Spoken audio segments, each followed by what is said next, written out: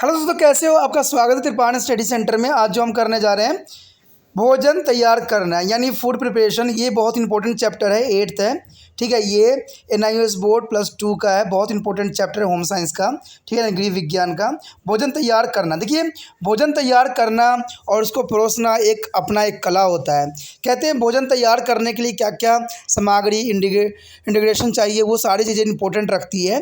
ठीक है, इसमें हम जानेंगे कि भोजन हम कैसे तैयार करना है और इसमें किन किन चीज़ों का वैल्यू का हमने जो है मेंटेनेंस करना है, कि किस चीज़ का हमने कितना अमाउंट यूज़ करना है जो हमारे लिए हेल्थ के लिए फ़ायदेमंद हो। ठीक है, तो बहुत कुछ हम जानेंगे और समझेंगे इसमें। लेकिन समझने से पहले और ये तैयार भोजन करने से पहले एक बात जो मैं हमेशा कहता हूँ, जिसको आपको सोचना भी चाहिए और विचार भी करना चाहिए और अमल भी करना चाहिए, ये है कि जब भी वीडियो देखिए पूरा देखिए, क्योंकि अधूरा जानकारी सदैव खतरनाक होता है। साथ में एक इम्पोर्टेंट बात ये भी रहती है कि अगर आप पहली बार वीडियो देख रहे हो तो लाइक शेयर सब्सक्राइब जरूर कीजिए। देखिए दोस्तों, लाइक कीजिएगा तो इससे ये होता है कि बनाने वाले का जो मनोबल होता है वो बढ़ता है और आपके लिए अच्छा से अच्छा करने की सदैव कोशिश करता है। तो लाइक जरूर कीजिए और लाइक करके मुझे प्रोत्साहित कीजिए, जिससे मैं आपके लिए अच्छा से अच्छा और भी बेस्ट बना सकूं। और शेयर करना तो कहते हैं जग कल्याण के समान है। अगर आप दूसरे जरूरतमंद बच्चे हैं उनको अगर शेयर करते हैं और उन तक ये वीडियो पहुंचाते हो तो इससे ये होता है कि अगर उनकी आवश्यकता थी और वो उसी वीडियो की प्रतीक्षा में थी और आपके थ्रू वो मिल गया है तो वो आपके शुक्रिया अदा करेंगे और आपको धन्यवाद देंगे और आपको जो है अच्छा भी कहेंगे। ठीक है, और सब्सक्राइब करना इसलिए इम्पोर्टेंट है कि आप वीडियो तब भेजोगे ना अपने दोस्तों के पास जब आपके पास ही पता लगेगा कि ये वीडियो उनके लिए है। तो सब्सक्राइब करोगे तभी आप तक इसका नोटिफिकेशन जो है मिलेगा और सही समय पर जो है दूसरे बच्चों को भी हेल्प कर पाओगे। दोस्तों, आप सोचते होंगे कि त्रिपाण स्टडी सेंटर जो है सिर्फ वो जो है NIOS बोर्ड के लिए ही वीडियो बनाता है या सिर्फ एक ही क्लास के लिए वीडियो बनाता है। ऐसा नहीं है दोस्तों, ये जो है कई मायनों में हर जगह जो है हेल्पफुल है, क्योंकि ये जो है 8th class 9th 10th 11th 12th CBSE के सभी चैप्टरों को जो है कवर करता है। प्लस जो है NIOS बोर्ड 10th हो या +2 हो सभी सब्जेक्टों को कवर करता है। प्लस जो है ये पंजाब यूनिवर्सिटी के फर्स्ट सेमेस्टर से लेके 6th सेमेस्टर तक 8 सब्जेक्टों को जो है कवर करता है। और जो है BA के बाद जो है MA है। MA में जिन बच्चों की जो प्रॉब्लम होती है उनको भी सोल्यूशन करने के लिए त्रिपाण स्टडी सेंटर सदैव अग्रसर है। तो कहते हैं इतना हेल्पफुल हो जाने के बाद भी अगर त्रिपाण स्टडी सेंटर को आप सब्सक्राइब नहीं करते हो तो आप दूसरे बच्चों को भी हेल्प नहीं कर पाओगे। तो सोचिए मत, विचार मत कीजिए, अभी त्रिपाण स्टडी सेंटर को सब्सक्राइब कीजिए, लाइक कीजिए, शेयर कीजिए और दोस्तों के साथ इसको व्हाट्सएप स्टेटस पे लगाइए। ठीक है दोस्तों, ये तो था आपके लिए। अब देखते हैं हमारे आज सिलेबस में क्या है। उसके पश्चात हमारे समक्ष है भोजन को तैयार करना। अब देखिए, अब आ गए हमारा भोजन तैयार करना। पहले जो था हम भोजन बनाने से पूर्व तैयारी किए थे, अब जो है भोजन को तैयार कैसे हम कर सकते हैं। कहते हैं विभिन्न पूर्व तैयारी से गुजरने के बाद भोज्य पदार्थ को पकाए जाने के लिए तैयार होते हैं। पूर्व तैयारी के बाद की वह प्रक्रिया जिसमें खाद्य पदार्थ ताप से प्रभावित होते हैं भोजन पकाना कहलाता है। देखिए, सिंपल डेफिनेशन जो होता है भोजन पकाने का ये होता है कि भोजन तैयारी के बाद वह प्रक्रिया जिसमें खाद्य पदार्थ ताप से प्रभावित होते हैं भोजन का पकाना कहलाता है।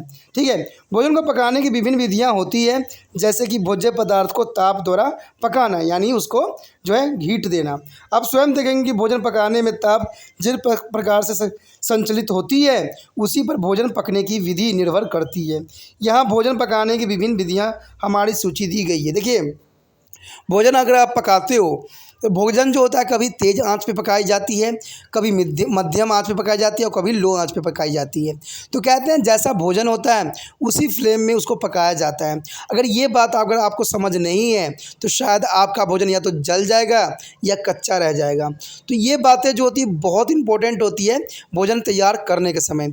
ये आपको कहीं भी नहीं बताया जाएगा और कहीं नहीं समझाया जाएगा।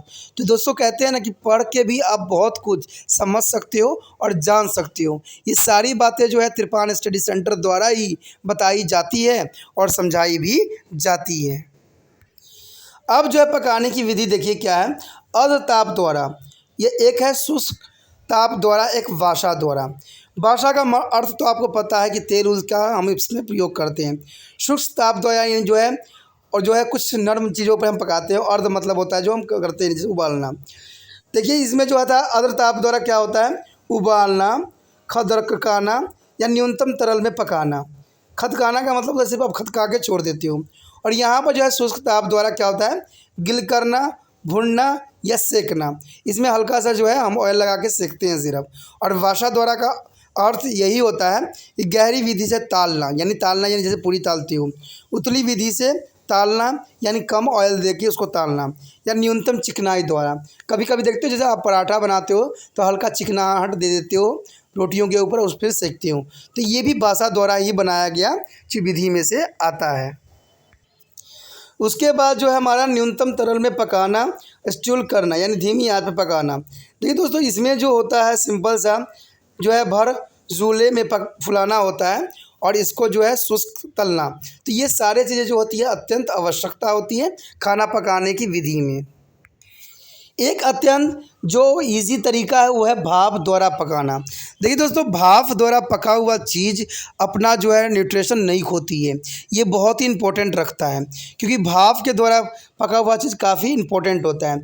इसमें जो है हम प्रत्यक्ष, अप्रत्यक्ष या प्रेशर कुकर या दाब द्वारा पकाना भी कह सकती हो। ठीक है, इसके उपरांत जो आता है माइक्रोवेव के द्वारा पकाना और सौर ऊर्जा द्वारा पकाना। चलिए, ये तो अलग प्रक्रिया होती है जब आप माइक्रोवेव का यूज़ करते हो या सौर ऊर्जा का यूज़ करते हो। इससे आपका ईंधन भी बचता है और आपका जो है काफ़ी समय का भी नुकसान नहीं होता। लेकिन सौर ऊर्जा भी अपने रूल रेगुलेशन पे डिपेंड करता है। और माइक्रोवेव जो है आपको पता ही है कि ये बिजली द्वारा चलाई जाती है, तो इसका भी अपना एक विशेष महत्व रखता है। आप जो है आपको प्रत्येक विधि की विशेष बातों को जानना चाहिए क्योंकि एक विशेष भोजन पकाने के लिए विशेष विधि का चयन करने में आपको काफ़ी सहायता करेगी। सबसे पहले हमारे समक्ष है आर्द्र ताप द्वारा पकाना। देखिए, इसमें क्या होता है, उबालना। खाद्य पदार्थ को गर्म पानी की पर्याप्त मात्रा में डुबोकर क्वथनांक ताप यानी 100 सेल्सियस से 200 जो है 12 फ़ारेनहाइट, ये देखिए ये फ़ारेनहाइट की बात किया जा रहा है, सेल्सियस की बात नहीं किया जा रहा है, पर उबाला जाता है। भोज्य पदार्थ को पकाने तक यही तापमान रखा जाता है। उदाहरण, आलू उबालना। आपने देखा ही होगा कि थोड़े देर उबलने पर जो है कड़ा आलू मुलायम हो जाता है। आप किसी भी कड़े सख्त भोज्य पदार्थ को उबालकर मुलायम बना सकते हो, जो कि बहुत ही आसान विधि माना जाता है। लेकिन उबालते समय कुछ बातों को हमें बहुत ही ध्यान रखने की आवश्यकता है। वो ये है कि भोज्य पदार्थ को पोषक तत्वों को नष्ट होने से बचाने के लिए उन्हें छिलके सहित उबालना चाहिए। ये बहुत ही इम्पोर्टेंट रखता है। वाष्ण से होने वाली हानियों से बचने के लिए भोज्य पदार्थ को ढके हुए बर्तन में उबालना अत्यंत आवश्यक है, यानी प्रेशर कुकर। आवश्यकता से अधिक उबालने पर खाद्य पदार्थ पानी में घुल जाते हैं, यानी अधिक उबालोगे तो वो तो जो होगा अपना जो टेक्सचर खो देगा। तो इन बातों को जो है बहुत ही ध्यान देने की आवश्यकता पड़ती है। उसके पश्चात है खदकाना। इस विधि में जो भोज्य पदार्थ को जो है क्वथनांक ताप से कम तापमान यानी 95 से 98 फ़ारेनहाइट पर पानी को जो है माध्यम में पकाते हैं। उदाहरणतः कढ़ी और खीर बनाने में इसी विधि का उपयोग होता है। कढ़ी बनाने के लिए कहते हैं ना कि सदैव धीमी आंच पे इसको बनाना चाहिए और उबाल देते रहना चाहिए। तो ये बातें काफ़ी इंपॉर्टेंट रहता है। इसमें आंच धीमी रखी जाती है, इसलिए इसमें ज़्यादा मात्रा में पानी की आवश्यकता नहीं होती है। लेकिन याद रखने वाली बात ये होती है कि भोजन को क्वथनांक ताप 100 सेल्सियस तक नहीं लाना चाहिए, क्योंकि ये जो है 100 सेल्सियस लाने से ये जो होगा भोज्य पदार्थ अपना गुण को खो देगा।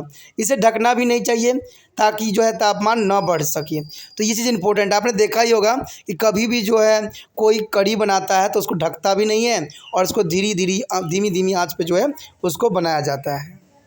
उसके पश्चात है पैचिंग। इस विधि में भोज्य पदार्थ को तरल की न्यूनतम मात्रा में क्वथनांक ताप से कम तापमान में पकाया जाता है। आप सोचते होंगे कि क्वथनांक क्या होता है, ये बॉइलिंग पॉइंट होता है। इंग्लिश में इसको बॉइलिंग पॉइंट या मेल्टिंग पॉइंट्स के नाम से जाना जाता है। तो इतना ध्यान रखें, क्वथनांक का मतलब होता है बॉइलिंग पॉइंट।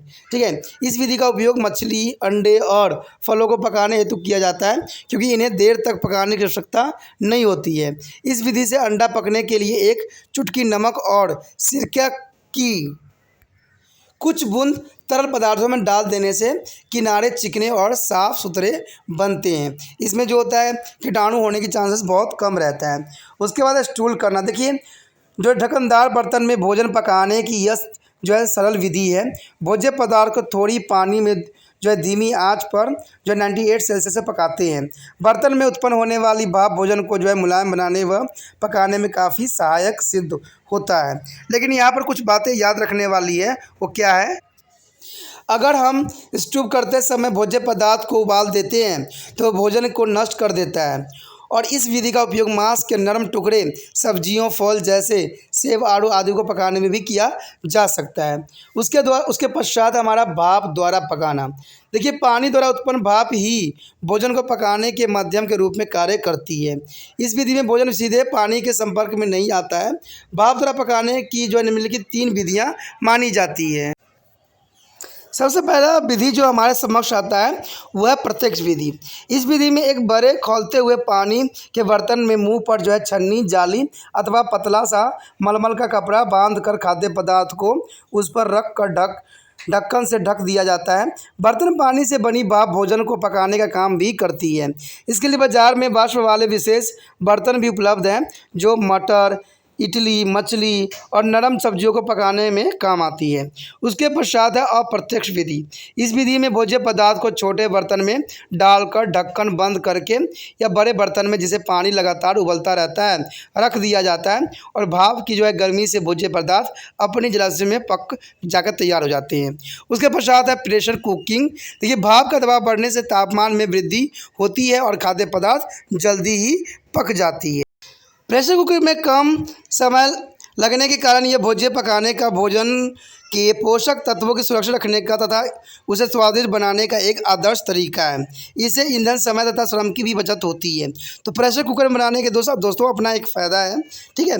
लेकिन आपको कुछ बातें याद रखना पड़ेगा जो कि अत्यंत आवश्यक है। कहते हैं प्रेशर कुकर को 2/3 से ज़्यादा न भरें। अगर 2/3 से ज़्यादा भरते हो तो वो जो है खतरनाक आपके लिए सिद्ध हो सकता है। इसकी सेफ्टी वाल्व्स या रबर जो है गलतियों का समय समय पर निरीक्षित करते रहना चाहिए। क्षतिग्रस्त होने पर जो है तुरंत बदल दे, नहीं तो है आपके लिए काफ़ी नुकसानदायक सिद्ध हो सकती है। उसके पश्चात जो है पहली सीटी बजते ही आंच धीमी कर देनी चाहिए। ये बहुत ही ज़रूरी होता है, ठीक है। आंच पर से हटाने से तुरंत बाद ढक्कन खोलने का प्रयास न करें। अगर ढक्कन खोलने का प्रयास कीजिएगा तो या तो वो पूरे में फैल जाएगा और कई कई विस्फोट भी हो जाता है। तो कभी भी जब तक उसमें से गैस ना निकल जाए कभी भी प्रेशर कुकर खोलने की कोशिश नहीं कीजिएगा, नहीं तो ये आपके लिए काफ़ी नुकसानदायक सिद्ध हो सकता है। उसके पश्चात हमारे समक्ष है बी पार्ट, शुष्क ताप द्वारा भोजन पकाना। देखिए दोस्तों, शुष्क ताप द्वारा भोजन पकाना, कहते हैं चपाती, ब्रेड, बिस्किट आदि हमारे दैनिक आहार के मुख्य भाग हैं। ये सब और कई अन्य भोज्य पदार्थ जो है गर्म हवा द्वारा पकाए जाते हैं। गर्म हवा शुष्क ताप द्वारा भोजन पकाने की कुछ विधि है जिसके बारे में हम जानना हमारे लिए अत्यंत आवश्यक है। सबसे पहले हमारे समक्ष आता है भुनना। भुनना में क्या होता है कि भोजन को प्रत्यक्ष ताप के सीधे संपर्क में या किसी अन्य प्रत्यक्ष विकिरण ताप के जो है संपर्क में लाते हैं। भोजन पे वसा की परत चढ़ा कर सभी तरल से जो है एकासार सिकाई के लिए बार बार पलटते हुए सेका जाता है। सेकने से भोजन में हल्का भूरा रंग व विशेष स्वाद आ जाता है। चपाती, विभिन्न सब्जियां, बकरे अथवा मुर्गे के कवाई इस विधि से ही पकाए जाते हैं, जो कि अत्यंत आवश्यक रहता है। कहते हैं भुनने के जो है 3 प्रकार के होते हैं, एक शिफ्ट द्वारा, एक तंदूर और एक होता है बर्तन में भुनना। कहते हैं शिफ्ट का मतलब यही होता है कबाब, मांस, भुट्टा और बैगन के लिए जो है शिफ्ट विधि का हम प्रयोग करते हैं, ठीक है। इसमें जो होता है किसी भी जो है एक लोहेदार चीज़ों पर रख के इसको सेका जाता है। उसके पश्चात तंदूर है, मांस के बड़े टुकड़े और समूचे जो है पक्षियों को जैसे मुर्गी, शुतुरमुर्ग आदि के लिए ये तंदूर का इस्तेमाल किया जाता है। तो ये भी एक अपना एक विधि है। उसके बाद बर्तन में भुनना, कंद मूल सब्जी जैसे आलू, शकरकंद, मूंगफली आदि के लिए जो है हम बर्तन का उपयोग करते हैं। तो भुनने का दोस्तों 3 तरीका है, शिफ्ट, तंदूर और बर्तन में भुनना, जो कि बहुत ही आवश्यक विधि में से एक माना जाता है। और आप लोग भी जो है इसका इस्तेमाल घरों में अवश्य ही करते होंगे। उसके पश्चात है अंगूठी पर सेकना यानी ग्रिलिंग। अंगूठी पर सेकना, देखिए ये जो है अंगारे भी हो सकता है कि यहाँ वर्डिंग की कुछ प्रॉब्लम हो, जैसे कि आपने देख रहे होंगे चित्र में भी साफ दिखाया जा रहा है। इस विधि में भोजन को धातु के छर्रों पर प्रत्यक्ष रूप में आंच के ऊपर रख कर सेका जाता है। बाजार में बिजली के जो है ग्रिल और हीटर उपलब्ध हैं। आप इस पर जो है पिज़्ज़ा, चीज़ टोस्ट, चिप्स भुनने या टमाटर, शिमला मिर्च, सैंडविच आदि बना सकते हैं, जो कि बहुत ही आसान होता है। ठीक है, इसको हम ग्रिलिंग कहते हैं। उसके पश्चात हमारे समक्ष है भट्टी में पकाना। इस विधि में जो है पकाने में शुष्क ताप और जो है वाष्प जो कि पकाने के दौरान उत्पन्न होती है का मिला जुला ही उपयोग होता है। इसमें तंदूर या ओवन का प्रयोग किया जाता है। बेक किया हुआ भोजन जो है कुरकुरा, ऊपर से भूरा मुलायम और अंदर से छिद्र वाले होते हैं। ब्रेक ब्रेड या बिस्किट जो है बिडिंग्स, कुछ सब्जी या कुछ मांसाहारी व्यंजन इस विधि से पकाए जाते हैं। टोस्टिंग जो है बहुत अत्यंत आवश्यक विधि है। इस विधि में ब्रेड को पीस के ग्रिल पर दो जो है गर्म तत्व यानी स्टीलमेंट के बीच रखकर दोनों को जो है भूरा होने तक सेका जाता है। बाजार में जो है स्वचालित टोस्टर उपलब्ध भी है जो ब्रेड को जलाने या काला होने से रोकता है। जैसे कि टोस्ट सीख जाता है और टोस्टर स्वयं ही बंद हो जाता है। तो ये बहुत ही अत्यंत आवश्यक मेथड होता है और टेक्नोलॉजी भी जो है हमारे पास बहुत ही इम्पोर्टेंट बना देता है। उसके पश्चात है हमारे समझ बासा में पकाना। देखिए, हम सभी समोसे, पराठे, पकौड़े खाना पसंद करते हैं। इन्हें पकाने में कौन सी विधि अपनाई जाती है? जी हाँ, तलने की विधि। तलने से आप क्या समझते हैं? जब भोजन को वासा की पर्याप्त मात्रा में पकाया जाता है तो उसे हम तलना कहते हैं। यानी भोजन को आंशिक या पूर्ण रूप से गर्म वासा में भूरा होने तक डुबो कर रखा कर पकाया जलना ही तलना कहलाता है। यानी कोई भी जो वस्तु आप बनाते हो, अगर उसमें बासा में रखते हो और जब तक वो जो है थोड़ा सा ब्राउनिश कलर ना हो जाए तब तक आप उसको भूनते हो तो उसे हम कहते हैं तालना। ठीक है, और तालने से जो है जैसे आप समोसा, पराठे, पकौड़े, ये सब चीज़ें जो होते हैं तालने विधि में ही आता है। इसको जो है इस विधि को 4 भागों में वर्गीकृत किया गया है। वासा में पकाना जो होता है सबसे पहले होती है गहरी विधि से तालना, उसके बाद उथली विधि से तालना, उसके बाद साटे करना या सूक्ष्म तलना। देखिए दोस्तों, ये सारे मेथड जो है वो अत्यंत आवश्यक है। ठीक है, इसमें सबसे पहले जो आता है गहरी विधि से तालना। गहरी विधि यानी डीप फ्राई का मतलब तो आप समझ ही गए होंगे कि इसमें जो है पूरी तली जाती है डीप फ्राई में। इस विधि में भोजन को जो है कढ़ाई या गहरे फ्राई पैन में गर्म तेल में भुनहरे यानी सुनहरे भूरे होने तक डुबो कर रखा जाता है। विशेष प्रकार के जो है पोनी का इस्तेमाल भोजन पक जाने के बाद अतिरिक्त चिकनाई जो निकालने के लिए किया जाता है। स्वादिष्ट समोसे, मछली, चिप्स, कटलेट, पूरी आदि व्यंजन गहरी विधि द्वारा ही तले जाते हैं। तो इसमें जो है आप जैसे आप घर में भी बनता होगा, आप देख सकते हो कि जो कोई भी चीज़ बनाई जाती है उसको पूरे ही तेल में डुबोया जाता है। जब अधिक मात्रा में भोजन पकाना हो तो ये विधि बड़ी ही उपयोगी साबित होती है, क्योंकि इसमें जो है बहुत जल्दी भोज्य पदार्थ बन भी जाता है। इससे समय, श्रम और ईंधन की बहुत बचत होती है। ये अन्य तलने की विधि की अपेक्षा पोषक तत्वों को बचाए रखने में भी उपयोगी सिद्ध होती है, क्योंकि ये ऊपरी परत जो होती है इसकी थोड़ा सा रेड होता है या ब्राउनिश होता है, बाकी अंदर की चीज़ें जो होती है बहुत ही इंपॉर्टेंट रह जाती है। अब इनको पकाने के समय हमें किन बातों का ध्यान रखना चाहिए वो जानना अत्यंत आवश्यक है।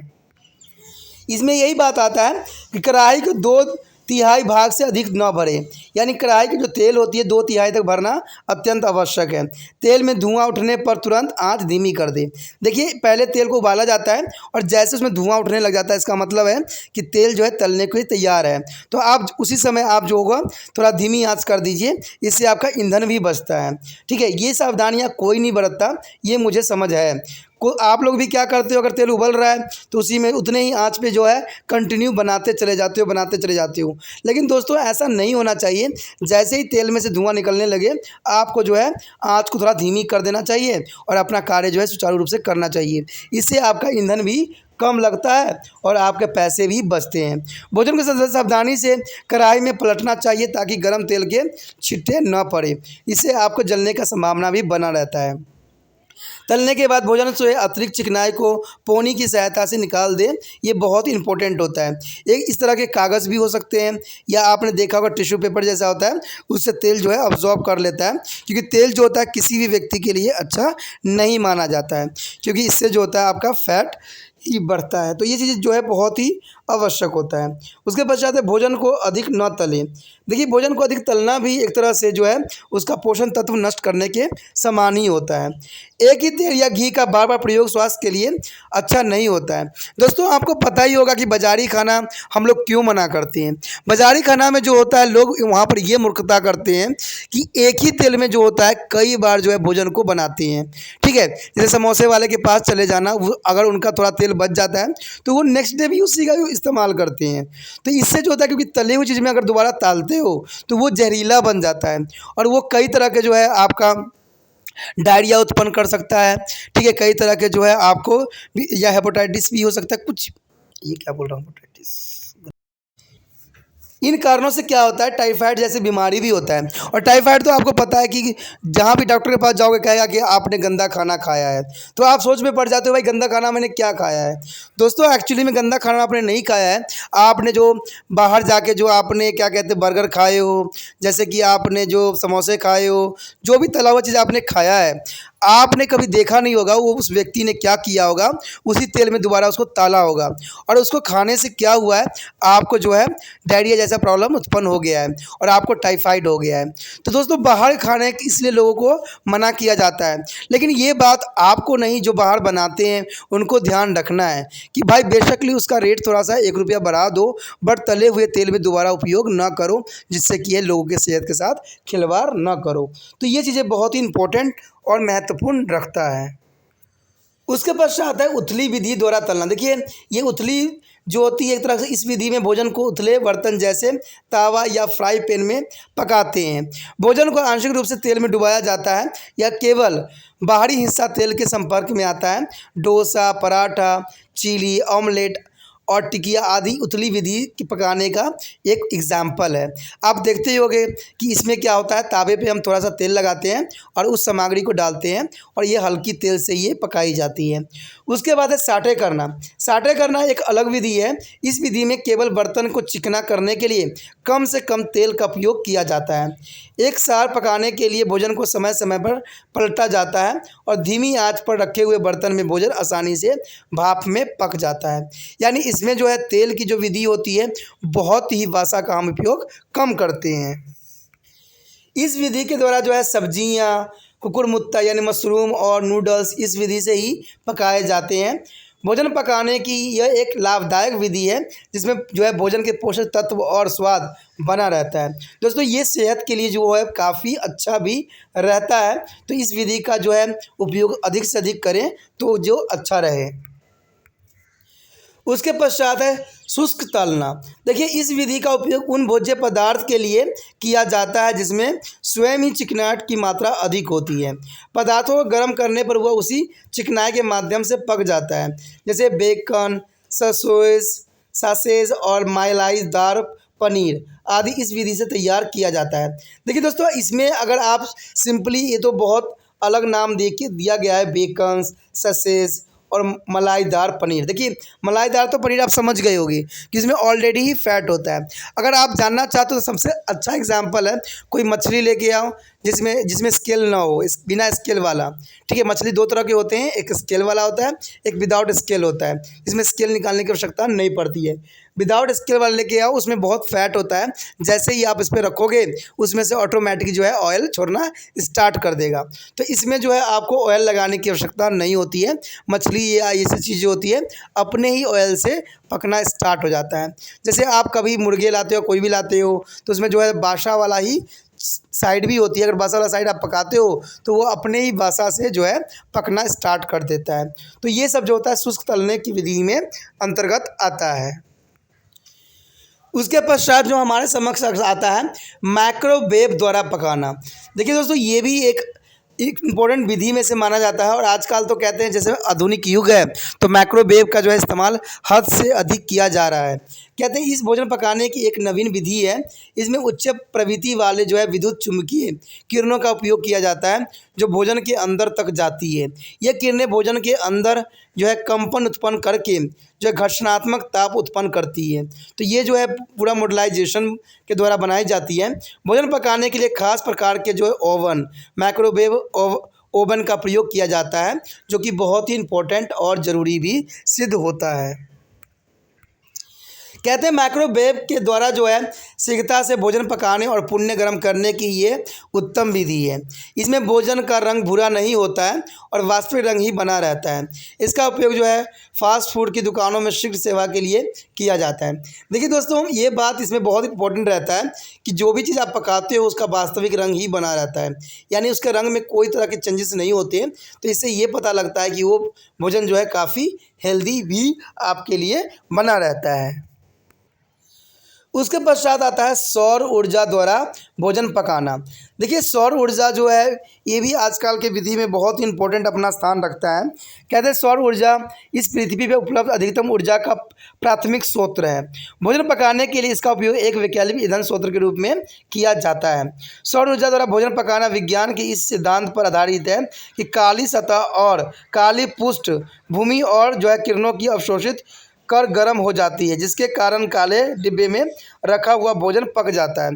तो इसके लिए जो है सूरज की रोशनी बहुत ही आवश्यक माना जाता है। कहते हैं इस विधि का जो प्रयोग दाल, उबले चावल, सब्जियां, ठीक है, खीर, डबल रोटी और बिस्किट बनाने में होती है। चपाती बनाने में या खाद्य पदार्थ को भूनने में इसका प्रयोग संभव नहीं है, क्योंकि इसमें जो है अधिकतम तापमान जो है 100 फ़ारेनहाइट तक ही पहुंच पाती है।